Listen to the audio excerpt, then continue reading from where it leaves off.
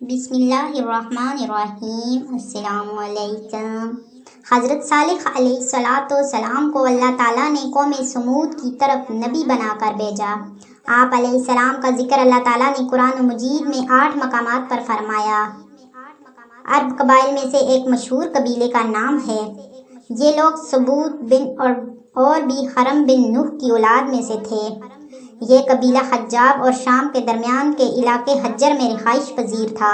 قوم عاد کے ہلاکت کے بعد ام سعود کو اللہ تعالیٰ نے زمین میں ان کا جانشین بنایا۔ اللہ تعالیٰ نے ان لوگوں کو اتنی طاقت دی تھی کہ وہ لوگ پہاڑوں کو تراش تراش کر اپنے گھر بنایا کرتے تھے۔ یہ لوگ بھی قوم عاد کی طرح بت پرستی میں مبتلا تھے۔ انہوں نے قوم عاد کے واقعات جاننے کے باوجود ان سے عبرت حاصل نہ کی۔ حضرت صالح علیہ السلام کو اللہ تعالیٰ نے ان کی قوم کی طرف نبی بنا کر بھیجا۔ صالح علیہ السلام نے قوم کو پہلے انبیاء علیہ السلام کی طرح بتوں کی پوجا چھوڑ کر صرف ایک اللہ تعالیٰ کی عبادت کرنے کی تلقین فرمائی اور نافرمانی کی صورت میں اللہ تعالیٰ کے عذاب سے ڈرایا۔ کچھ لوگ تو ایمان لے آئے لیکن اکثر نے حضرت صالح علیہ السلام کی بات ماننے سے انکار کر دیا۔ حضرت صالح علیہ السلام نے اپنی قوم کو بڑی اچھی اندازہ میں یہ سمجھایا کہ جن بتوں کی تم عبادت کر رہے ہو وہ تمہارے کسی کام بھی نہیں آ سکتے، لہٰذا تم انہیں چھوڑ کر صرف اللہ تعالیٰ کی عبادت کرو جو تمہارا حقیقی معبود ہے۔ حضرت صالح علیہ السلام کی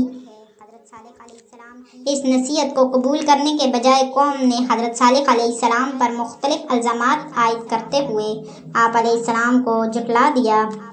حضرت صالح علیہ السلام نے اپنی قوم کو بتوں کی پوجا کرنے سے روکا، انہیں دیگر گناہوں سے بچنے کی بھی تلقین کی، لیکن نافرمان کون ہے؟ کبھی زیادہ سرکشی کا مظاہرہ کیا۔ جب حضرت صالح علیہ السلام نے قوم کو توحید دعوت پیش کی تو انہوں نے اسے ماننے سے انکار کر دیا اور کہنے لگے کہ اگر تم واقعی سچے نہ ہو تو اس وقت وہاں ایک قطبہ نامی بستی تھی۔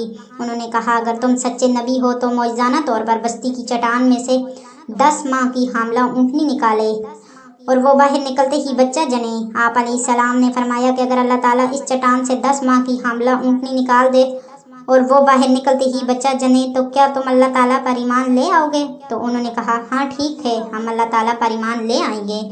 پھر حضرت صالح علیہ السلام نے نماز پڑھی اور اللہ تعالیٰ سے دعا مانگی، چنانچہ اللہ تعالیٰ نے حضرت صالح علیہ السلام کی دعا قبول فرما لی۔ پہاڑ کی ایک چٹان پھٹی اور اس میں سے ایک بہت بڑی حاملہ اونٹنی جس نے باہر آتے ہی قوم کے سامنے بچے کو جنم دیا۔ جب قوم سمود نے اپنی آنکھوں سے معجزہ ظاہر ہوتے دیکھا تو انہیں آپ علیہ السلام کی عظمت کا احساس ہوا اور وہ مرغوب ہو گئے، کیونکہ اونٹنی کا پہاڑ سے نکلنا اللہ تعالیٰ کی قدرت کی ایک واضح نشانی اور آپ علیہ السلام کی نبوت کا ایک ناقابل تردید ثبوت تھا۔ اس معجزے کو دیکھ کر آپ علیہ السلام کی قوم میں سے کچھ لوگ ایمان لے آئے لیکن اکثر کفار شرک و ہٹ درمی پر اڑے رہے۔